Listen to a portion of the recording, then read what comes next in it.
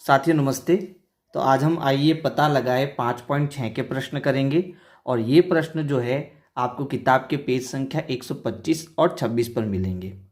प्रश्न करने से पहले हम ये समझेंगे कि संख्या 2, 4, 8, 5 और 10 इसकी भाजकता क्या होती है, यानी इनके जो नियम हैं वो हम समझेंगे।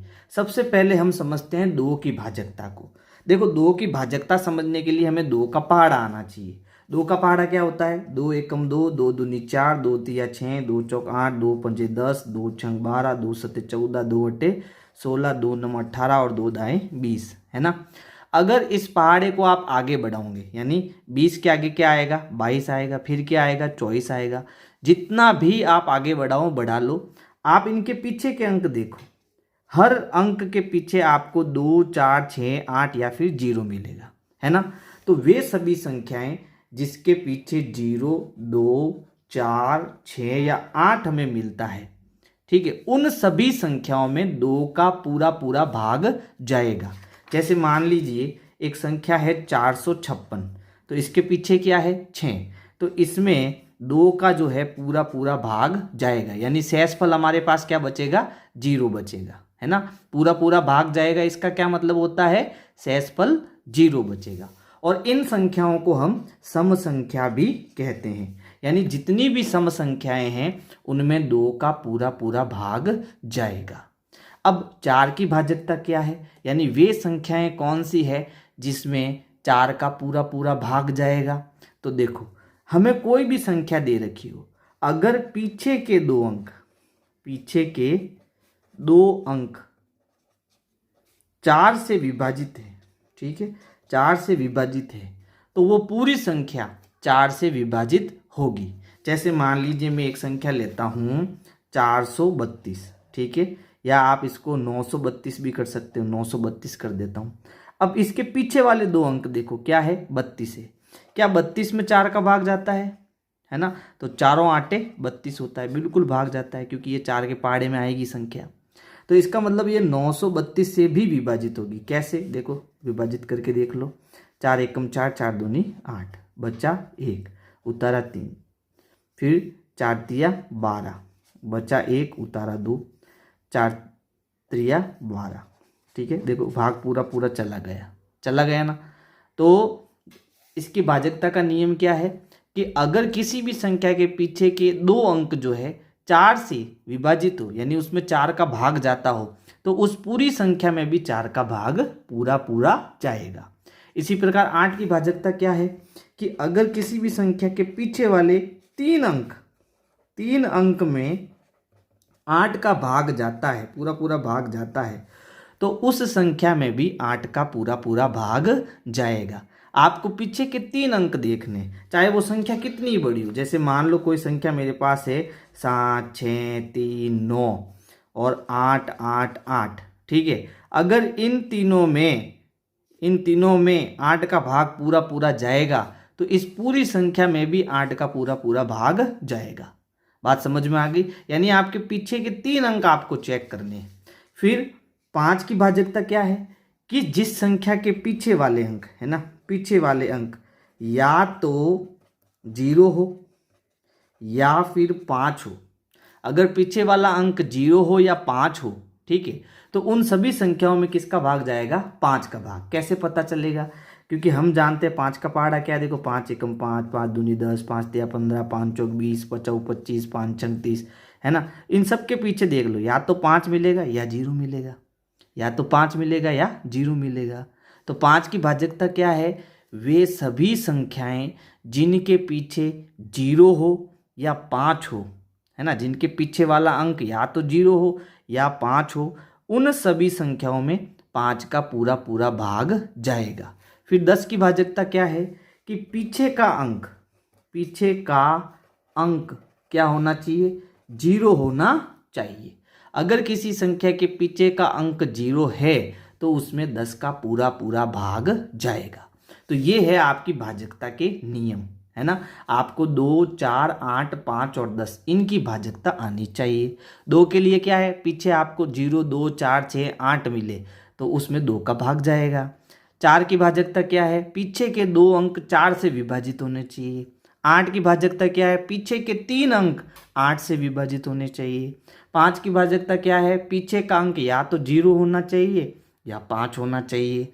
10 की भाजकता क्या है, पीछे का अंक 0 होना चाहिए। तो ये आपको याद करना पड़ेगा, ठीक है। चलो अब हम करते हैं प्रश्नावली 5.6 के प्रश्न। प्रश्न 1 है, 2024 एक अधिवर्ष है, अर्थात फरवरी का जो महीना होगा वो 29 दिन का होगा। इसके बारे में थोड़ा हम समझ लेते हैं। देखो, वर्ष दो प्रकार के होते हैं, एक तो होता है साधारण वर्ष और एक होता है अधिवर्ष। साधारण वर्ष जो होता है वो उसमें 365 दिन होते हैं। कितने दिन होते हैं, 365 दिन। लेकिन जो अधिवर्ष होता है उसमें 366 दिन होते हैं, यानी एक दिन ज़्यादा होता है। अब 365 कब होंगे, जब हमारा फरवरी का महीना कितने का हो, 28 दिन का हो, तब तो हमारा साधारण वर्ष होगा। लेकिन अगर फरवरी का जो महीना है उसमें 29 दिन है, एक ज़्यादा दिन है, तो उसमें हमारे कितने दिन हो जाएंगे, टोटल वर्ष में 366 दिन हो जाएंगे। उसी को हम अधिवर्ष कहेंगे। अब हमें कैसे पता चलेगा कौन सा वर्ष अधिवर्ष है, तो देखो, वो वर्ष जिसमें 4 का पूरा पूरा भाग जाता है ना, यानी हमें 4 की भाज्यता आनी चाहिए। इसमें 4 का पूरा पूरा भाग जाता है तो वो सभी वर्ष हमारे क्या कहलाते हैं, अधिवर्ष कहलाते हैं। चलो एक बार वापस प्रश्न को पढ़ते हैं। 2024 एक अधिवर्ष है। अधिवर्ष हर उस वर्ष में होता है जो 4 के गुणज हो। 4 के गुणज यानी 4 एकम 4, 4 दूनी 8, 4 तिरिया 12, पीछे आपके 4 के गुणज होने चाहिए, यानी कि उसमें 4 का भाग पूरा पूरा जाएगा। सिवाय उन वर्षों के जो 100 से तो विभाजित है लेकिन 400 से नहीं, यानी कि जिसमें 100 का भाग जाएगा तो वो हमारा सामान्य वर्ष होगा, लेकिन जिसमें 400 का भाग जाएगा वो हमारा अधिवर्ष होगा। ये भी आपको याद रखना है। अब ये तो हमें समझ में आ गया कि साधारण वर्ष क्या होता है और अधिवर्ष क्या होता है।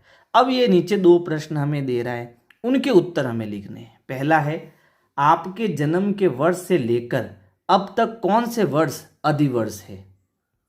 अब मान लीजिए किसी का जन्म जो है वो 2010 में होता है, ठीक है। देखो पहले का उत्तर लिख रहा हूँ मैं, ठीक है। माना किसी का जन्म वर्ष 2010 है, ठीक है। तो इसमें हमें क्या ढूंढने हैं, इसमें अधिवर्ष कितने हैं वो ढूंढने हैं, ठीक है। तो अधिवर्ष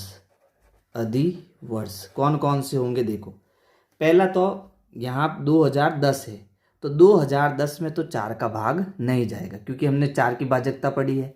4 की भाजकता किया है, पीछे के 2 अंक में 4 का भाग जाना चाहिए। तो स्टार्टिंग हम किससे करेंगे, 12 से करेंगे, क्योंकि 12 में 4 का भाग जाता है ना। तो 2012 में 4 का भाग जाएगा। फिर उसके बाद में 12 के साथ में आप 4 जोड़ दो, 13, 14, 15 और 16, तो 2016 जो है उसमें भी 4 का भाग जाएगा। फिर 2020 में 4 का भाग जाएगा और 2024 में भी 4 का भाग जाएगा। अब क्योंकि हमें क्या बताना था, हमें जन्म वर्ष से लेकर अब तक बताना था, और अब हमारा क्या चल रहा है, 2025 चल रहा है, लेकिन हमें कौन से वर्ष बताने, अधिवर्ष बताने। तो वो अधिवर्ष क्या होंगे, 2012, 2016, 2020 और 2024। ये हो गया ए का उत्तर। अब बी क्या कह रहा है, बी कह रहा है वर्ष 2024 से लगाकर 2099 तक कितने अधिवर्ष होंगे। तो हम पूरे ही अधिवर्ष लिख देते हैं भाई। 2024 में देखो 4 का भाग जा रहा है, तो हम सीधा 2024, फिर इसके बाद 2000 क्या आएगा, 28, ऐसे आप लिखते जाओ, 4 जोड़ते जाओ लास्ट में। फिर 36, फिर आपके 2004 और जोड़ेंगे तो 40, फिर 2044, 2048, 2052, 2056, 2004 और जोड़ेंगे तो 60, फिर 2064, 2068, फिर 2072, फिर 2076, इसके बाद 2080, 2084, 2088, 2092, हमें कितना चाहिए, 99 तक है ना। 2092 अधिवर्ष है। 2096 भी है। और अब आगे बढ़ेंगे तो सीधा कितना आ जाएगा, 2100, है ना। तो 2100 आ जाएगा। तो यहाँ पर ये हमें 2099 तक ही चाहिए, यानी ये लास्ट हो जाएगा।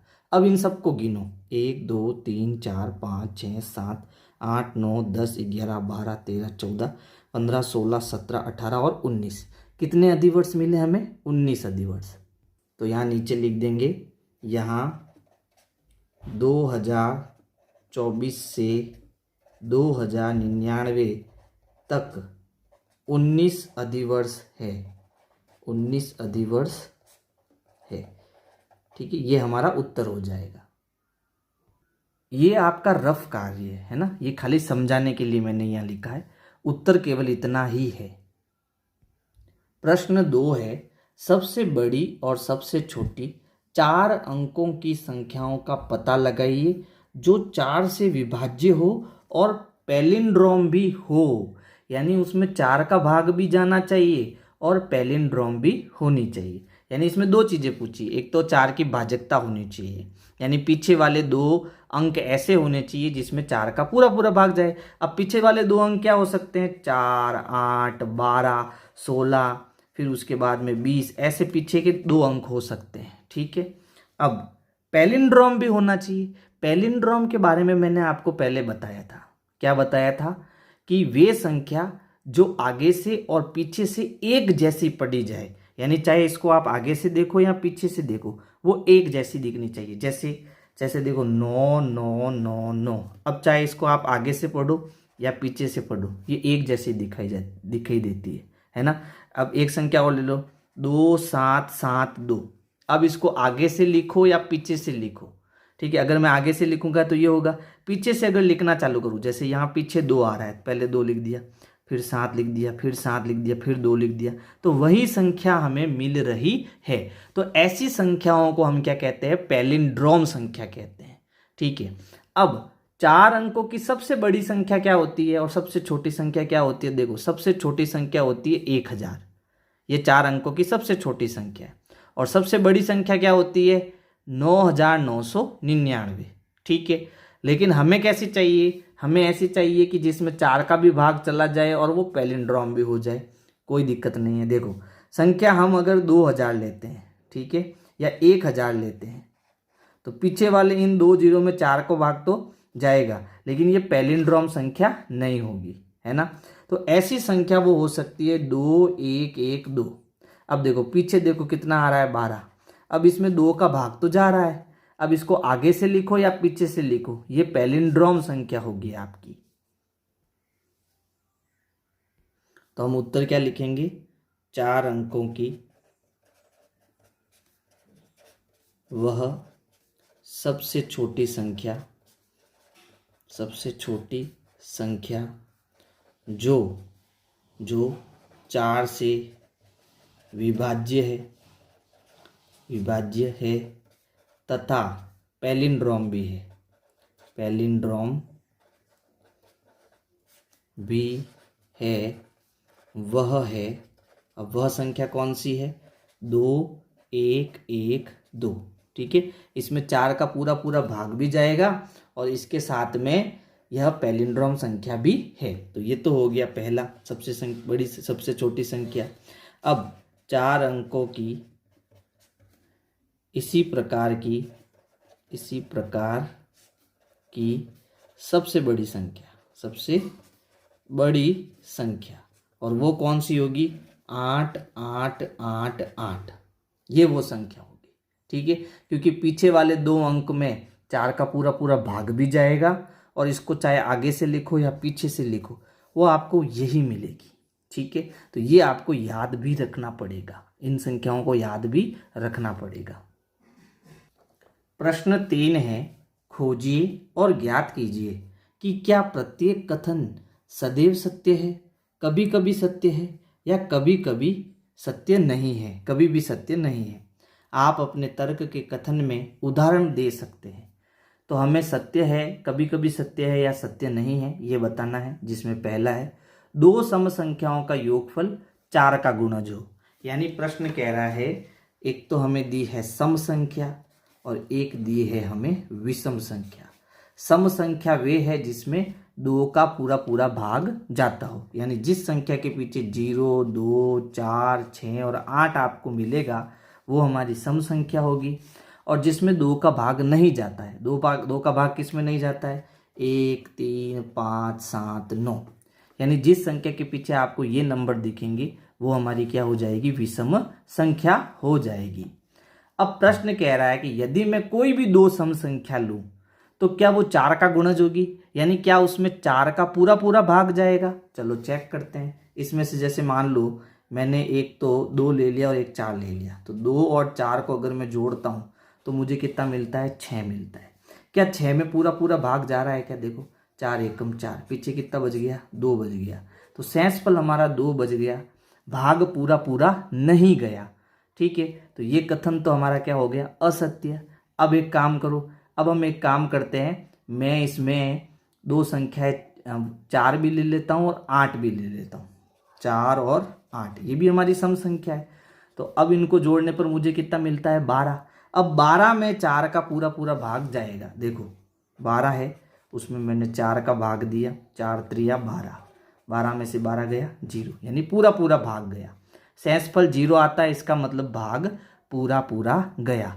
तो कभी तो ये कथन सत्य आ रहा है और कभी कथन असत्य आ रहा है। तो पहला देखो, जब 2 सम संख्याओं को हम योगफल यानी जोड़ते हैं तो कभी तो वो 4 का गुण जाती है, यानी कभी तो उसमें 4 का भाग जाता है और कभी उसमें 4 का भाग नहीं जाता है। तो उत्तर क्या लिखना, यह कथन कभी कभी सत्य है, क्योंकि अगर मान लो मैं एक संख्या लेता हूँ 2 और 4, तो इनको जोड़ने पर हमें क्या मिलता है, 6। ठीक है, तो ये कथन हमारा क्या हो जाता है, असत्य हो जाता है। और अगर मैं 4 सम संख्या है और 8 भी हमारी सम संख्या है, दोनों को जोड़ता हूं तो कितना मिलता है, 12, तब हमारा कथन क्या हो जाता है, सत्य हो जाता है। यानी ये कभी सत्य हो सकता है और कभी असत्य भी हो सकता है। इसी प्रकार 2 विषम संख्याओं का योगफल 4 का गुणज होता है। तो विषम संख्या में आप कोई भी विषम संख्या ले लो, जैसे अगर मैं 1 और 3 लेता हूं, तो अगर मैं 1 और 3 को जोड़ता हूं तो मुझे कितना मिलता है, 4, और 4 में 4 का भाग जाता है, 4 एकम 4, शेषफल क्या आया, 0 आया। तो पूरा पूरा भाग गया, है ना। और अगर मैं कोई भी विषम संख्या, जैसे मान लो एक ले लेता हूँ 3 और दूसरी ले लेता हूँ 5, अब इनको जोड़ता हूँ विषम संख्याओं को तो कितना मिला मुझे, 8। तो इसमें भी 4 का भाग जा रहा है ना। और हम क्या ले सकते हैं, देखो मैं एक ले लेता हूँ और एक 5 ले लेता हूँ, अब जोड़ो कितना मिला, 6 मिला। तो यहाँ तो 4 का भाग गया, सत्य, यहाँ भी 4 का भाग गया, सत्य, लेकिन यहाँ 4 का भाग नहीं गया, तो ये क्या हो गया, असत्य। तो कभी ये कथन सत्य होगा और कभी असत्य होगा। प्रश्न 4 है, निम्नलिखित संख्याओं में से प्रत्येक को पहले 10 से, फिर 5 से और फिर 2 से विभाजित करने पर प्राप्त शेषफल ज्ञात कीजिए, यानी शेषफल हमें ज्ञात करना है। जैसे देखो पहली संख्या हमारी क्या है, 78 है, 78 है। ठीक है, तो इस 78 में हमें 10 का भाग भी देना है, फिर 78 में हमें 5 का भाग भी देना है, और फिर 78 में हमें 2 का भाग भी देना है। तो चलो पहले 10 का देते हैं। तो देखो 10 साते 70, ठीक है, शेषफल कितना बच गया, 8। तो ये हमारा क्या हो गया, शेषफल हो गया 8। 5 का भाग देते हैं, 5 एकम 5, पीछे बचा 2, उतारा 8, फिर बचाओ 25, पीछे बच गया आपका 3। तो ये हमारा क्या हो गया, शेषफल हो गया 3। फिर 78 है, तो 78 में 2 का भाग दूँ तो देखो 2 तिया 6 होता है, पीछे बच गया 1, 18, और 2 नम 18, तो 18 में से 18 गया 0। तो यहाँ शेषफल हमारा क्या बचा भाई, 0 बचा, यानी इसमें पूरा पूरा भाग गया। क्यों गया, क्योंकि ये हमारी क्या है, सम संख्या है, इसके पीछे 8 है। ठीक है, समझ में आ गया आपको। इसी प्रकार अब हम 99 में भाग देंगे, 99 में। तो चलो पहले हम किसका भाग देंगे, 10 का भाग देंगे। तो 10 नम 90 होता है, पीछे बचा 9, ये हमारा क्या हो गया, शेषफल हो गया। फिर इसी में हमें किसका भाग देना है भाई, 5 का भाग देना है है ना। तो देखो 5 एकम 5, पीछे बचा 4, उतारा 9, और 8 पंजे 40 होता है, 8 बार भाग जाएगा। 8 8 9 45 होता है, 9 बार जाएगा, यहाँ 9 आएगा, ठीक है, 45 आएगा। फिर घटाएंगे तो कितना बचेगा 4, यानी शेषफल हमें कितना मिलेगा 4 मिलेगा। इसी प्रकार अब हम 2 का भाग देंगे, 99 में किसका भाग देंगे 2 का। तो 2 चौक 8 होता है, पीछे बचा 1, उतारा 9, और 2 9 18 होता है, ठीक है। अब पीछे कितना बच गया 1, यानी कि शेषफल हमारा कितना आ गया 1 आ गया। ऐसे ही करना है बस आपको। फिर देखो अगला 173, पहले 10 का भाग देंगे। तो देखो यहाँ पर 17 है ना। तो 10 एकम 10, पीछे कितना बच गया 7, अगली संख्या उतारी 3, तो 10 7 70 हो जाएगा। यहाँ शेषफल कितना बच जाएगा आपका 3 बच जाएगा, ये हमारा शेषफल हो जाएगा। इसी प्रकार 173 में अब हम 5 का भाग देंगे। तो 5 3 15 होगा, पीछे बचेगा 2, और यहाँ उतारेंगे 3, फिर 5 चौक 20 आ जाएगा, शेषफल कितना आ जाएगा 3, ये हमारा क्या हो जाएगा शेषफल हो जाएगा। इसी प्रकार अब हम किसका भाग देंगे 2 का भाग देंगे 173 में। 173 में किसका भाग देंगे हम 2 का। तो 2 अट्टे 16, पीछे बचेगा 1, आएगा 3, 2 छंग 12 आएगा, शेषफल कितना बच गया 1, ये हमारा क्या होगा शेषफल, ठीक है। इसी प्रकार हम अगली संख्या 572, इसमें हम 2 का भाग देंगे, शेषफल बताएंगे। 572 में फिर हम पहले 10 का भाग देना, कोई बात नहीं, अब 10 का दे दो, और 572 में हम 5 का भाग देंगे, ठीक है। तो हमें सिर्फ शेषफल बताना है। तो चलो 272 में हम भाग देते हैं 572 में 2 का। तो 2 दूनी 4, पीछे बचा 1, 2 अट्टे 16, पीछे बचा 1, उतारा 2, 2 छंग 12, 12 में से 12 गया 0, तो शेषफल हमारा कितना बचा 0, ये हमारा क्या है भाई शेषफल है, ये 0 बचेगा। इसी प्रकार 572 में हम 10 का भाग देंगे। 572 में हम किसका भाग देंगे 10 का। तो 10 पंजे 50 होता है, पीछे बचा 7, उतारा 2, 10 7 70 होता है, पीछे कितना बच गया आपका 2, तो शेषफल कितना आ गया यहाँ पर 2। इसी प्रकार 272 में हम 572 में हम 5 का भाग देंगे। तो 5 एकम 5, उतारेंगे 7, 5 एकम 5, बचा 2, आया 2, 5 चौक 20, ठीक है। तो शेषफल कितना आ गया हमारे पास में 2, तो 2 हमारा क्या हो गया शेषफल, ठीक है। इसी प्रकार आपको ये सारे प्रश्न करने हैं, यह आपको करना है। आगे का प्रश्न 5 है, शिक्षकों ने पूछा कि क्या 14,560 संख्याओं 2 4 5 8 और 10 सभी से विभाज्य है। गुणा ने इनमें से केवल 2 संख्याओं से 14,560 की विभाज्यता की जांच की और कहा कि 14,560 उन सभी संख्याओं से भी विभाज्य है, वे 2 संख्याएं क्या हो सकती है। यानी प्रश्न कह रहा है कि जो हमारी 14,560 संख्या है वो सबसे विभाजित है। ये संख्या जो है 2 से पूरी पूरी विभाजित है, 4 से पूरी पूरी विभाजित है, इसी प्रकार 5 8 और 10 इनसे भी पूरी पूरी विभाजित है। आप भाग दे के देखना, शेषफल हमेशा इसका क्या आएगा 0 आएगा। तो इनके शिक्षकों ने पूछा अब इन सभी संख्याओं में से केवल 2 संख्या ऐसी बताओ, ठीक है, जिनका मैं यहाँ नाम लिखूं तो ये सारी संख्या उसके अंदर आ जाए। तो देखो वो 2 संख्याएं क्या है, ये 2 संख्याएं 5 और 8 है। यानी अगर मैं 5 का जिक्र करूं और 8 का जिक्र करूं तो इन दोनों संख्याओं में 2 भी आ जाएगा, 4 भी आ जाएगा, है ना, और 10 भी आ जाएगा। कैसे आ जाएगा देखो, इसका कारण है 8 से विभाजित संख्या, यानी जो संख्या 8 से विभाजित होगी वो 2 से भी विभाजित होगी और 4 से भी विभाजित होगी। कैसे, आप कहोगे कैसे? तो देखो अगर मैं 8 का पहाड़ा लिखूं तो 8 एकम 8, 8 दूनी 16, 8 तिया 24, 8 चौक 32, है ना, और ये पहाड़ा चलता रहेगा। अब देखो क्या 8 में 2 का भाग जाता है? बिल्कुल जाता है। क्या 8 में 4 का भाग जाता है? बिल्कुल जाता है। इसी प्रकार 16 में भी 2 का भाग भी जाएगा, 4 का भाग भी जाएगा। सभी संख्याओं में 8 के जितने भी गुणज हैं, जो भी पहाड़ा है 8 का, उन सभी में 2 का भाग भी जाएगा और 4 का भाग भी जाएगा। तो पहली संख्या अगर मैं 8 लेता हूं तो इसके अंदर 2 भी आ जाता है और 4 भी आ जाता है। तो पहला नंबर तो 8 हो गया। अब मैंने संख्या 5 भी बोला। अब देखो, अगर 2 और 5 से विभाजित संख्या 10 से भी विभाजित होगी, यानी कि अगर मैं 5 की बात करता हूं, ठीक है, तो 5 और 2 का अगर मैं गुणा करूं तो 5 दूनी क्या आता है? 10 आता है। तो 10 में 2 का भाग भी जाएगा और 10 में 5 का भाग भी जाएगा। तो इस प्रकार से अगर मुझे इनमें से कोई भी 2 संख्या कहे कि आपको वो 2 संख्याएं लेनी है, तो मुझे 8 लेना पड़ेगा और 5 लेना पड़ेगा। 8 में 2 और 4 आ जाएगा और 5 में 10 भी आ जाएगा और 2 भी आ जाएगा। ठीक है, 2 कब आएगा? जब 5 का 2 से गुणा करेंगे। 5 दूनी 10, है ना, और 5 और 2 का हम गुणा करते जाएंगे। ऐसी संख्याओं में हमें 10 का भाग वहां पर मिल जाएगा।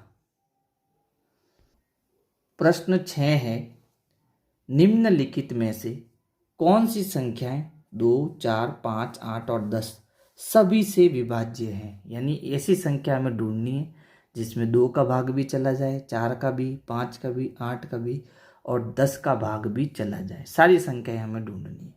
तो अगर मैं पहली 572 की बात करता हूँ, ठीक है, तो अगर मैं इसमें 2 की भाजकता देखूँ, एक बार मैं भाजकता के नियम लिखते हूँ। 2 की भाजकता क्या कहती है भाई? 2 की भाजकता, ठीक है, पीछे का अंक आपका 0, 2, 4, 6 और 8 होना चाहिए। ये 2 की भाजकता है। फिर इसी प्रकार 4 की भाजकता ये क्या कहती है कि पीछे के 2 अंक 4 से विभाजित, यानी उसमें 4 का पूरा पूरा भाग जाना चाहिए। फिर अगर मैं 5 लेता हूँ तो 5 की भाजकता क्या कहती है? 5 की भाजकता कहती है कि पीछे का अंक या तो 0 या 5 हो, या तो 0 होना चाहिए या 5 होना चाहिए। फिर 8 की भाजकता क्या कहती है? 8 की भाजकता कहती है कि पीछे के 3 अंक ले लो, पीछे के 3 अंक, और वो अंक किससे विभाजित होने चाहिए? पीछे के 3 अंक 8 से विभाजित होने चाहिए, 8 से विभाजित होने चाहिए। फिर यहाँ 10 की भाजकता, तो 10 की भाजकता कहती है, 10 की भाजकता क्या कहती है? पीछे 0 हो, पीछे क्या हो? 0 हो, पीछे का अंक 0 होना चाहिए। अगर ये सारी चीजें इनमें से किसी में मिलती है तो हमारे वो उत्तर हो जाएंगे। यानी हमें चाहिए अभिष्ट संख्या, यानी वे संख्या जो जिसमें 2 का भाग भी जाए, 4 का भाग भी जाए, 5 का भाग भी जाए, 8 का भी और 10 का भाग भी जाए। तो अगर मैं 572 की बात करूं तो पीछे हमारा 2 है, तो इसमें 2 का भाग तो जाएगा। लेकिन क्या इसमें 5 का भाग जाएगा या 10 का भाग जाएगा? नहीं जाएगा, क्योंकि पीछे 0 आना चाहिए। तो ये संख्या तो हमारी गलत हो गई, क्योंकि इन सभी का भाग जाना चाहिए। तो पीछे यहाँ 2 है, तो ये 5 का भाग इसमें नहीं जाएगा, 10 का भाग भी नहीं जाएगा, तो ये तो रिजेक्ट हो गया। फिर देखो 2352, तो इसमें भी पीछे कितना है? 2 है, तो इसमें केवल 2 का भाग जाएगा। ठीक है, इसके अलावा यहाँ पीछे 0 नहीं है, इसका मतलब इसमें 10 का भाग तो नहीं जाएगा, सबका जाना चाहिए, तो ये भी हम नहीं ले सकते। अब हम पकड़ते हैं 5600 को। ठीक है, पीछे क्या है? 0, तो इसके पीछे 0 है, मतलब 2 का भाग तो जाएगा। ठीक है, फिर देखो यहाँ पीछे के 2 अंक, किससे विभाजित होने? 4 से विभाजित होने चाहिए, यानी इसमें 4 का भाग भी जाएगा। आप कहोगे कैसे? देखो, पीछे के अंक अगर 2 0 है और यहाँ 4 का भाग देना है, ठीक है, तो 4 का पहाड़ा हम 0 बार बोलेंगे, 4 0 0। ठीक है, तो 0 बार भाग गया, हमारा उत्तर आ गया 0। यानी 0 में सभी संख्याओं का भाग जाता है, ये आपको ध्यान रखना है। ठीक है, तो यहाँ 00, इसका मतलब 4 का भाग भी जाएगा। फिर यहाँ देखो 3 अंकों में 600 है ना, तो 600 में किसका भाग जाना चाहिए? 8 का। चलो भाग दे के देखते हैं 600 में 8 का। ठीक है, तो देखो 8 8 8 64, 7 8 56, 7 बार भाग गया। ठीक है, 56 आया। फिर बचा कितना? 4, उतारा 0, 8 पंजे 40। ठीक है, तो पीछे की तीन अंकों में 8 का पूरा पूरा भाग जा रहा है। इसका मतलब इसमें 8 का भाग भी जाएगा। अब 5 का नियम क्या कहता है कि पीछे 0 होना चाहिए, पीछे का अंक 0 होना चाहिए। इसका मतलब इसमें 5 का भाग भी जा रहा है। फिर 10 में क्या कहता है? पीछे 0 होना चाहिए, तो इसका मतलब इसमें 10 का भाग भी जा रहा है। यानी पहली संख्या हमारी क्या हो गई? 5600 हो गई। इसमें सभी संख्याओं का भाग जा रहा है। ठीक है, फिर देखो 60,000, 6,000। ठीक है, तो 6,000 को पकड़ो, ये सम संख्या है, 2 का भाग जाएगा। पीछे 2 जीरो है, 4 का भाग भी जाएगा। पीछे 3 जीरो है, तो इसका मतलब 8 का भाग भी जाएगा, क्योंकि जीरो में सभी संख्याओं का भाग जाता है। फिर 5, पीछे 0 है, 5 का भाग जाएगा। फिर पीछे 0 है, 10 का भाग भी जाएगा। यानी दूसरी संख्या हमारी हो जाएगी 6,000। फिर तीसरी संख्या में देखो, इसमें भाग जाएगा या नहीं जाएगा? तो पहले तो इसमें 2 का भाग जा रहा है, क्योंकि सम संख्या है। फिर 4 का भाग, 60 में 4 का भाग देके देखो, 2 अंकों में 4 का भाग, तो 4 एकम 4, पीछे बचा 2, 0, 4 पंजे 20। यानी कि 4 का भाग पूरा पूरा गया। तो 2 का भाग चला गया, 4 का भाग भी चला गया। अब 5 का भाग जाएगा क्या? पीछे देखो 0 है, इसका मतलब 5 का भाग भी जाएगा। पीछे 0 है, 10 का भाग भी जाएगा। अब 8 का भाग जाएगा क्या? बिल्कुल जाएगा। ठीक है, कैसे पता करें? तो ये जो पीछे के 3 अंक है, इसमें 8 का भाग देखो, 8 एकम 8, 8 दूनी 16, 16 में से 16 गया 0, अगला नंबर 0 है वो यहाँ लिख दो। यानी 8 का भाग भी पूरा पूरा गया। तो तीसरी संख्या हो गई 7 7 6 2 2 1 6 0। तो ये वो 3 संख्याएं हैं, इसमें 2 का भाग भी जाएगा, 4 का, 5 का, 8 का और 10 का। इन सभी का भाग इन तीनों नंबरों में पूरा पूरा जाएगा। तो इस प्रकार से आपको ये उत्तर लिखना है। अगला प्रश्न है, 2 संख्याएं लिखिए जिनका गुणनफल 10,000 हो। दोनों संख्याओं का इकाई का अंक शून्य नहीं होना चाहिए। यानी हमें यहाँ संख्या दी है 10,000। अब इसको हमें 2 नंबर में बांटना है, पहला ए और दूसरा बी। ठीक है, इनका गुणा करने पर हमें 10,000 मिलना चाहिए। शर्त यह है कि इन दोनों संख्याओं में इकाई का अंक 0 नहीं होना चाहिए। इसको हम बड़ी आसानी से कर सकते हैं। तो इसको करने के लिए हम क्या करेंगे? इसका अभाज्य गुणनखंड करेंगे 10,000 का। हमें संख्या दी है 10,000 और इसका हमें करना है अभाज्य गुणनखंड। यानी इसमें किसका भाग देना है? अभाज्य संख्या का। और हमने अभाज्य संख्या पढ़ी है, क्या क्या है? 2 3 5 7 11 13, ये सब हमारी क्या है? अभाज्य संख्या है। तो पहले हम इसमें किसका भाग देंगे? 2 का। तो यहाँ मैंने 2 लिख दिया। पहले देखो यहाँ 10 है, 10 में भाग दे दो, 2 पंजे 10, 3 0 लिख दो। अब फिर इस सम संख्या है, सम संख्या है तो 2 का भाग जाएगा। तो इसमें 5,000 में 2 का भाग दे दो, 2 एकम 2, 2 दूनी 4, बचा 1, उतारा 0, 2 पंजे 10, 10 में से 10 गया 0। पीछे कितने 0 बच गए? 2, वो यहाँ लगा दो आप, तो आया 2,500।